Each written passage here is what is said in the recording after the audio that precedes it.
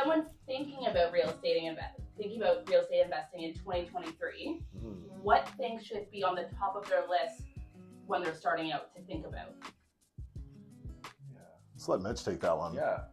I mean, real estate investing, I think that one of the best starting places, I mean, you gotta pick your strategy, because not every strategy is going to appeal to every type of person.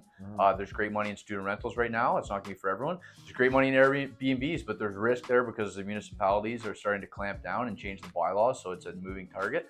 But your strategy is going to inform your location, and that's going to inform, basically everything you have to start doing about your due diligence, about understanding the market and what's a good deal and what's a bad deal, because that's your filter through which you're going to analyze all properties, and where you're going to be able to understand for yourself what's a good deal, what's a bad deal. And it's also going to inform the strategic partnerships you try and form with any of your potential joint venture partners, or who your dream team consists of, right?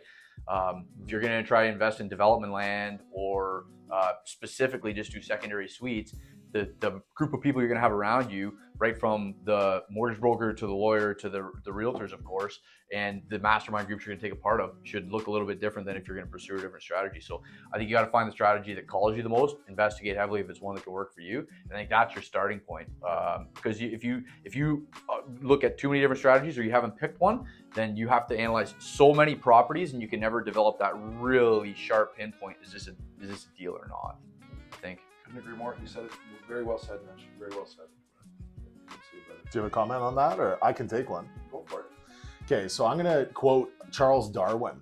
Ooh. Is that weird? Is that weird? No, it's not weird. Everybody know who Charles Darwin is? Yeah. So, like, if you don't know, Google it, because you're on your phone watching this video. But so Charles Darwin has this famous quote, and Charles Darwin, like, he studied evolution, right? He studied the evolution of species, right? And wrote the book. Yeah, he literally wrote the book. And one of the main lines in that book says that it's not the strongest of the species that survives, it's the most adaptable.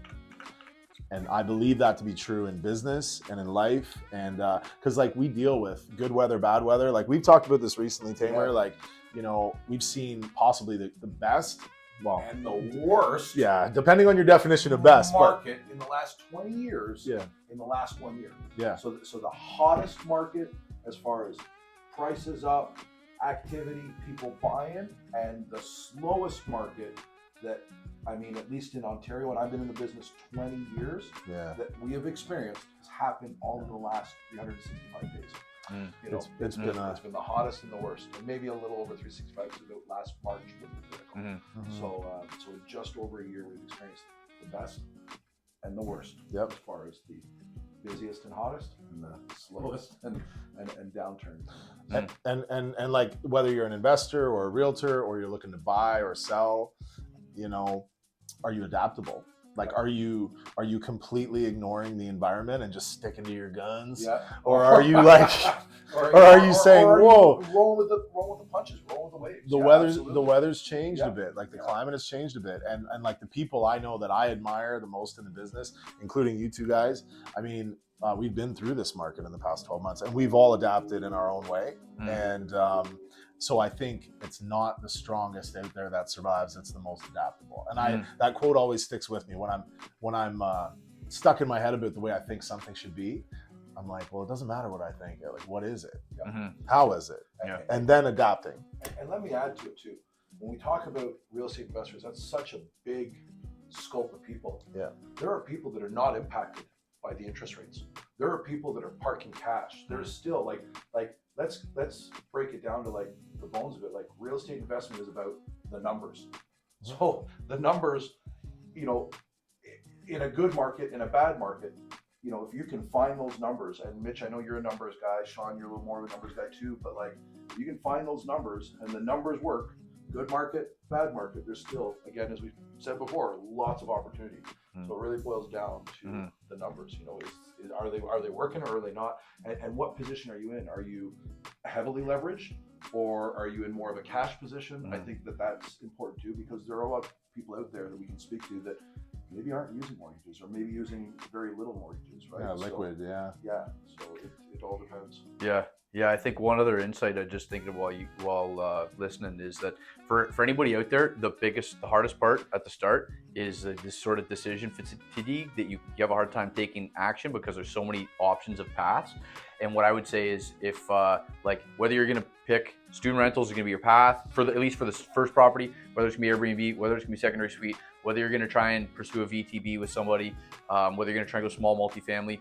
If you pick one of those and just focus on it with a laser for like 3 months, you can become a subject matter expert, and then you can bring value to a conversation so that you can potentially pursue joint venture situations, because you got to look at any JV partner has to bring something to the table. And if you don't bring money, then you have to bring expertise, or you have to be able to commit some specific skill related to that strategy. If it's Airbnb, do you clean? Do you organize cleaners? Do you manage cleaners?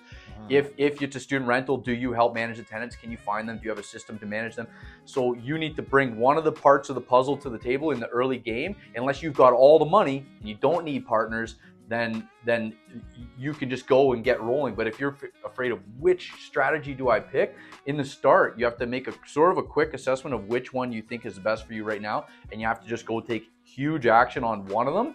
And you're going to find out the pros and the cons of each, and then you pivot on the next. But if you sit at the start thinking you just never pick a lane, you got to just go with one and just you just explode it. You go so deep, you explore every avenue of it. You become an expert, and then if it's no good, you ditch it for the future. But you ditch it from a position of, I know firsthand, experientially, that this is not for me, or that the returns aren't there right now. Not off hearsay, not off a podcast, not off whatever. Like, I went deep and looked at deals and put in offers and whatever, and I'm moving on to the next strategy. But don't just not pick a lane and get started. That's the biggest thing, I think. Yeah, absolutely.